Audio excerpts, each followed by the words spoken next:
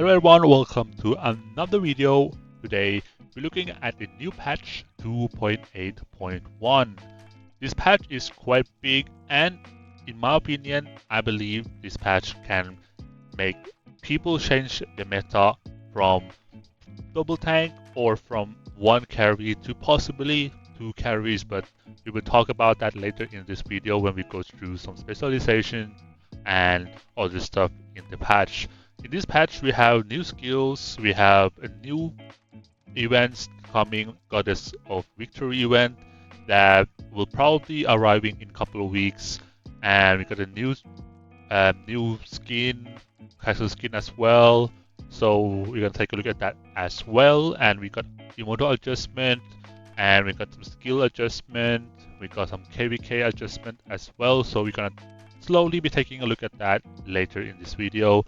And yeah, the reason why I've been waiting a little bit, with making this video is because I was talking, or I wanted to talk to IK about some clarifications that I wanted for this video, because I think there are some confusion about some stuff in here that I will clearly mention. And yeah, that being said, let's take a look at the patch. So let's take a look at the new feature, new skills, 2 epic skills and 2 elite skills. In my opinion, I'm a little bit confused why we have added 2 new elite skills out of nowhere. I mean, those skills are good. They're looking good. They're looking great. I'm definitely going to unlock them because it will be good for my 3rd March or 4th March, right? But it can also be good for situational instances like against spiders, against bosses. I think they can be really good, especially with the Dominate and Ignite, which is other purple skills. Dominate increases your physical attack by 540 plus 180 per level, which in my opinion that's gonna be a lot, right? So we are looking at around like 1,500 probably. I'm not saying 100% sure, but it's probably around there. Same thing with Ignite, but in magical. So I think that can be very good for situational use, especially in the early game, mid game, and season 3. And then when you come to Conquest, you probably transition from that skill to something else, right? But if you are in the season 1 and season 2, those 2 skills can be useful for you guys. And if you are PvE player or like PvE content, spiders, bosses, and this kind of stuff, I think these skills going to be very, very good. And to the epic skills, we have Master Aegis. Reduces magical damage received by all allies by 7.5% and plus 2.5% each level. I calculated this. It's going to be 25%. And in my opinion, I think this is an aura. This is an aura that will, or they're releasing this to counter the Heart of Arcana, which was released like 2 patches ago, right? And I think it's interesting, and like what kind of road IK want us to go now. Like we have been having a huge mage meta for I think 2 or 3 patches now, and they just want us to try something else, right? Especially with Apollo being a physical archer, and yeah, you kind of getting the idea what I want to say, right? So the next skill, Blade Dodge, for the first 15 seconds of the battle, reduces damage dealt and received by 21% plus 7% each level. After 15 seconds, each time you deal damage with an ultimate skill, increases your physical damage by 2.1% and plus 0.7% per level, stacking up to 10 times. So I did some math yesterday as well when I was looking through these skills because I find them interesting. The Blade Dodge, in my opinion, is like Demonic Contract, Battle Stance, and Monko, Kapak, Immortal mixed in together.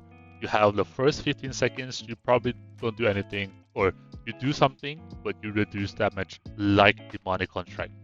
And then once you exceed first 15 seconds, you will do like you gain stacks by in total 10 stacks will be 70%, right? So in total, I think this skill is interesting. I don't know how it's gonna work, but if you put it on certain immortals, for example, somebody with very high energy regen, you will be able to stack those up to 70% really, really fast. So yeah, that's just about skills. Let's take a look at the castle skin. So here we have castle skin, the goddess of victory. I've seen a little bit of it. As you see on the screen, we have the new stuff that will be coming to the next event. I believe it's gonna cost you a little bit money. Definitely way more than anniversary events. You're probably gonna be looking around $200 to $300 for this castle, especially with the frame. If you want to go all out for the frame or the event, right? The castle skin looks pretty good, right? The stats is there, and if you look on the screen right now as well, you have the frame. I think the frame looks very, very nice. I'm definitely wanted the both of the frames, and the castle skin looks something that I really want, right? So the stat wise, you see here we have plus 2% HP, which is good. It's same as the anniversary castle, and minus 3% death rate is also pretty good, right? If you are going to farm gnomes, if you're going to hit the gates or hit the objectives, I think this one can be really, really good. So now let's take a look at some optimizations of the game. We have Inner City Resource Claim All feature. I think this is really, really nice, right? Before we had to go collect the food, wood, stone, and iron each for them separately, right? Now there are going to be like a button in the city somewhere that you can press, and then they're going to auto gathering. And I like this one a lot, so I give props to them, right? Another one is Legion of Frostborn optimizations. I have never been like really interested in this kind of stuff, but so I don't know too much, right? Because I'm not in the leadership, I'm not in the one that plans out the KVK. So I know what they are, but I don't know how they work, right? If you know what I mean. So the area checkpoints, the area around checkpoints where protection cannot be activated has been increased by 50% on the Legion of Frostborn map. I think this is going to be huge. I think this is going to be very good for a small server. So you can't stack the castle in front of the gates because some people are using, or some servers, they are using mini ults like level 15 ults, right? They log in, they put that castle in front of the gates, and then they just bubble, 4 days at a time, if you know what I mean. That can be very annoying for somebody who want to take the gate, and now they're gonna expand that area, so it's gonna be more difficult to, occupy the gates for example, those who want to prevent you guys or prevent people to take the gate. So that is actually pretty decent. I like that one. I want to see how big that's going to be. But from what I know from before, I think this is a good change. And I'm interested to see how that's going to work out. Number 2, Alliance Tactic Optimizations. The Alliance Tactic Wonder Builder has been replaced with no losses. Skill effect, all units construction a tower or a thermal tower suffers no losses in battle. This effect lasts 30 minutes. I think this can be very, very good for those who want to build towers a lot in front of the gates. I think there's going to be a huge effect from this, that if people doesn't lose any troops anymore, I think that's going to be very, very good. People are going to be sending all their troops with full march into the tower just to construct, instead of before most of the people are just allocating the troops to like 1 truth per immortal, and then they just send into the tower. But now with this skill effect, although it lasts for 30 minutes, I think it's gonna be quite good. But I don't know why they did it though, because it was really not needed. But I guess the game wants to see something different, right? And the number 3 here, Artifact Reborn entry point optimizations. This one, I will come back to this one because this one is really, really important. This one is the solely reason why I've been awaiting to make a video about this, like the patch, because I need the clarifications from the game about how they really want to do that, or if they basically going forward with what I think they are going to do, which is a new rebirth entry points has been added to the artifact inventory in the Forge, while the original entry point in the Alchemy Lab will be closed. The following adjustment has been made. Added ability to rebirth a level 1, level 0 artifact. This is very good. I really, really like that. Artifacts that have been used as development materials cannot be rebirthed. This one, I'm a little bit confused what they are going on with this one. According to this, it's very straightforward. Basically, it's the same as we have now. It's basically that artifact that you use to upgrade as a piece to upgrade another artifact. Once you reborn that artifact that you get back with the same name as the one that you cannot. I'm going to show you guys an example in the game. I think that will be much easier to showcase you guys. So let's take a look in the artifact right here. If you take a look at these, right, these are the one when you reborn back and you get these kind of artifacts back, right? The ones that are not upgradable, level 0, but now you can upgrade them, right? But with the new, the patch, I think these are the ones that you cannot upgrade anymore. They become like, invalid, if you know what I mean. So this is how I understand it. But for some people, they think that for example, if I develop this one, right? Boom, right there, and then I reborn it, or what's it called? Rebirth it, and this artifact cannot be upgraded anymore. That's how some people understand it, right? So that's why I wanted to get clarifications. Right now, we haven't got any clarifications, so I guess we have to wait until the new patch coming out and see how it works, because we have got some different answers from each of the IK VIP, right? So this is how I understand it. If you upgrade this one, right, and then when you reborn it and then it came back, it's gonna be like it's not upgradable. But then this artifact that you use as a material to this one will not be able to upgrade this one, right? Levels or anything.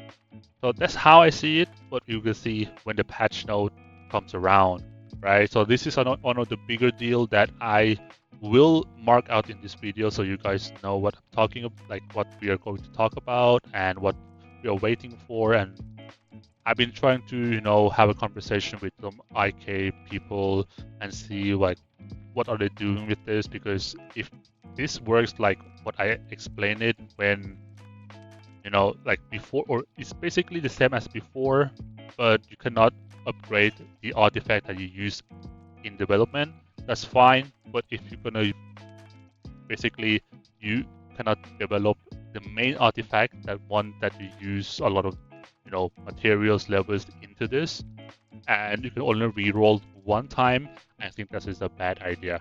But that's me, that's my opinion. I heard a lot of people being really anxious about this, because if this is going to be happen, I think the game is going to be a rough time for a lot of people, right? So that being said, On to the next one, start with popularity, event optimizations. Remove the like functions after sending gift to the entire server. The gift automatically receive their rewards and cannot claim rewards from their own gifts. Again, added the popularity feature, boost feature. You can increase the lord's popularity by sending them gifts. Straightforward, nothing else to cover right there. Now let's take a look at balance adjustments. This one is one of the, it's a quite big topic. I'm just gonna go through very fast and very simple with you guys on this topic right now. And once everything has been released, I'm gonna go more in depth and more detailed video coming out probably next week sometimes. And I'm gonna go show you guys the numbers, the calculations, what I think about them, everything you need to know about the adjustments and immortal specialization adjustment as well. So yeah, this time I'm just gonna go through and show you guys a little bit what kind of changes are being made and see what kind of things that you are expected for the patch, right? When that is live.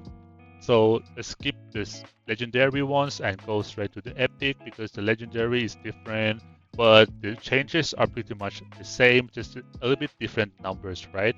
So let's start with the Night Spirit. Night Spirit is the one that you see in the game on the frontline attackers. So here you can see that it goes all the way up to 30% attack speed and damage increase. Same thing for this one, breakout. Crit rate 30%, damage increase 30%. But now these two are going to be getting another update. Basically a buff. Now the damage increase is going to be 50% at maxed out. Same thing for this one as well. So you now have 30% crit and 50% damage increase. And the first one is going to be having 30% attack speed and 50% damage increase, which in my opinion is going to be very, very good. And we are be seeing some, frontlining coming back. That's going to be very, very good, right? And also, Whirlwind Shock, this one, the third one, also got an update, which it got an update for every single, specialization, both for archers, for mages, and for frontline attackers. So Whirlwind Shock, they gonna buff with increase from 300% to 400% at level 8, right? I think that's gonna be very interesting. Now you have the damage numbers that equally to ultimate, which in my opinion is going to be very interesting. I'm definitely going to test it out whenever it comes out, right? So that being said, let's take a look at some others. We have the mages here. I think the mages one is going to be very, very interesting because, believe me, Himiko, basically IK are trying to move this away a little bit from Himiko's, Merlin, Baldwin kind of meta, right? They realize that these mages are very, very powerful and they try to move away. So let's take a look at the archers first and see what kind of different changes they are. You can see here that concentration stance right there for archers.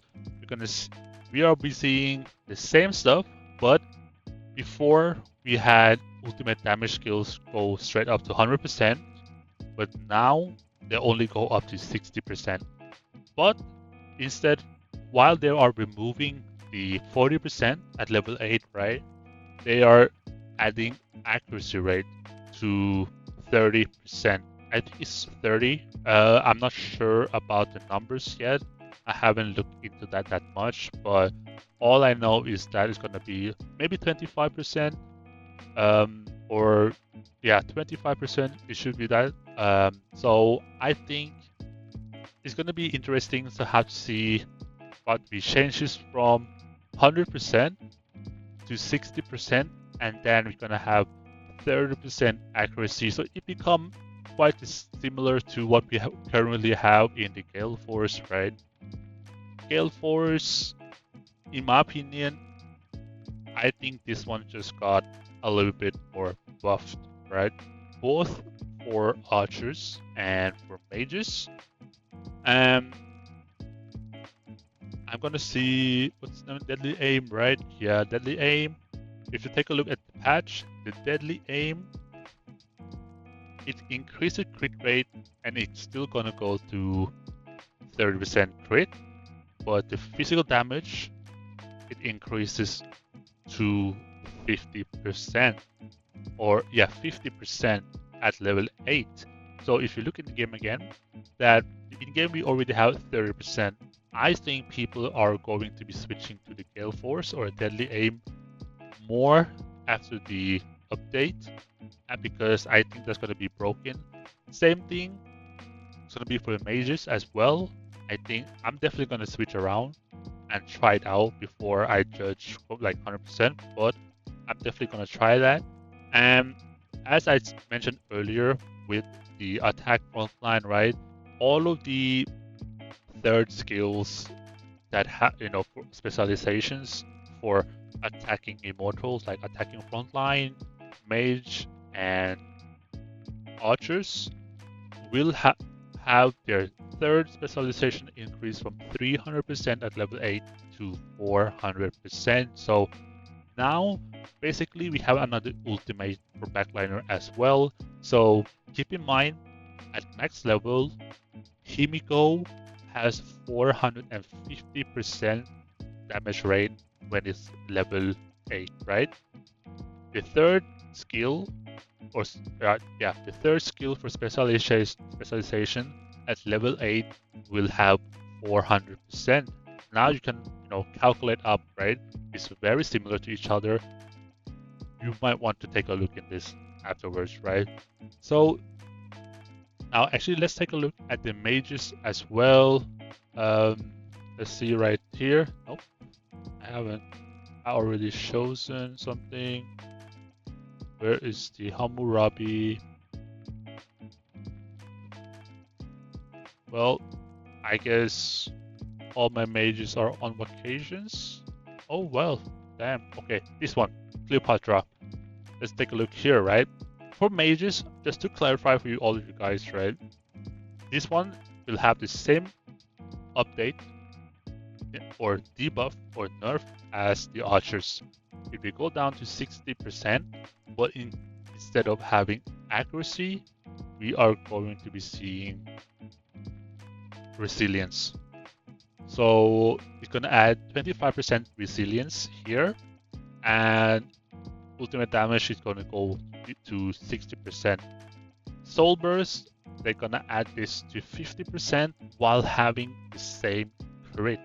This one, in my opinion, is going to be very, very interesting, and this one is what I have an eye on when the patch is live. Same thing with the Dark Flame Abyssal Inferno.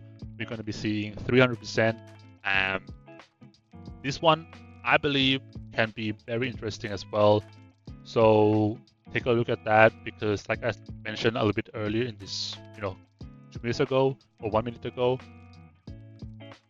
this one can be upgraded to 400%. And just take a look at, for example, Cleopatra Ultimate.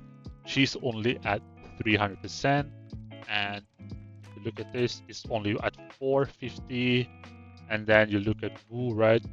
Although this is not like hitting everybody, but it's still 600%, right? So now you basically have like a second ultimate within the specializations that you can actually play around, and I'm really interested to see how that works. So yeah, hopefully I managed to show you guys like briefly about the adjustments. I know this section is almost at 10 minutes, right? But if you can scroll back and forth and just see what kind of like stuff you've been seeing, those most important ones is what I basically just put out: the Night Spirit, Destroyer stance. They are very, very good, right, for the attacking front line. Basically a buff there, and the first specializations for archers and mages, they got a nerf or adjusted, and adding like they nerfed 40% damage, and they added resilience rate for mages and accuracy for archers, while the second skill for mages and archers, the second specializations, they got a buff there, and the third skill specialization for attacking frontline and archers and mages also got a buff, a huge buff in my opinion. So yeah, that concludes this section of the patch. I hope you managed to, understood or kind of like get the idea behind what they're doing, because this is like just a brief explanations. I'm gonna be making more in-depth explanation about this section later next week. Now let's take a look at Immortal Skill adjustment. Of course, when people are starting to upgrade Baldwin and find out that Baldwin is completely broken, they adjusted it. Actually, not adjusted it. They just cut off his leg, basically. Before, or now actually, before the patch, we could have Baldwin one-shot Kimiko's, other mages, and backline, right? With this update, they basically removing the extra 30% damage increase. So I'm gonna show you guys in the game that the current Baldwin right now, the skill description versus the newer one, right? So here, basically everything is the same except this part. They're gonna remove this part, and in my opinion, it's going to really hurt Baldwin a lot. Now you can't really one-shot anybody anymore. You will be able to. I mean, Baldwin is going to be still going to be strong, mortal, right? But with this gone, I think a lot of people are going to be moving away from Baldwin, unless you have Baldwin maxed out, right? That's one of the case. But yeah, that being said, I think they basically made Baldwin meta for briefly like 4 or 5 months, 6 months maybe. Yeah, around that time. And then they just basically said like, hey, Baldwin, you're too strong. I'm gonna nerf you. Bam, gone. Right? So I think we're gonna be seeing less Baldwin in the next upcoming months. So let's take a look at the last part right here. The Force Artifact Material Transmission Level Optimizations. Uncommon and Quality Forging level, blah blah blah, right? It's 20 to 5. Oh, sorry, it's 20 to 15, 25 to 20. Basically, reduction by 5. I think it's fine, I guess. It's very straightforward, so it's nothing for me to cover a lot. But yeah, and you know, to conclude this patch video, I know it's gonna be a bit long, so I'm gonna have like sections where I put them together, right? And then you guys can choose to listen and scroll back and forth what you guys want to see and what you guys want to, know about this kind of new stuff. But for now, I think the patch is huge. I think it's gonna be some meta changes. I think there's gonna be some difference, and I'm looking into new market or new stuff as well that I want to try out. So we'll see how it goes. I like a lot of things in this patch, but I would say not so happy about, especially the artifact stuff, which I'm gonna pin that in this video so you guys know what I'm talking about. So yeah, thanks you guys for watching of the patch. Hope you guys happy with my opinion about it. Hope my explanations were good. If you guys enjoyed this video, please give it a like and help my YouTube channel grow a little bit. So I will become a little bit more, more popular a little bit on YouTube side of the game or part of the journey. So yeah, thanks you guys for watching. See you guys in the next video.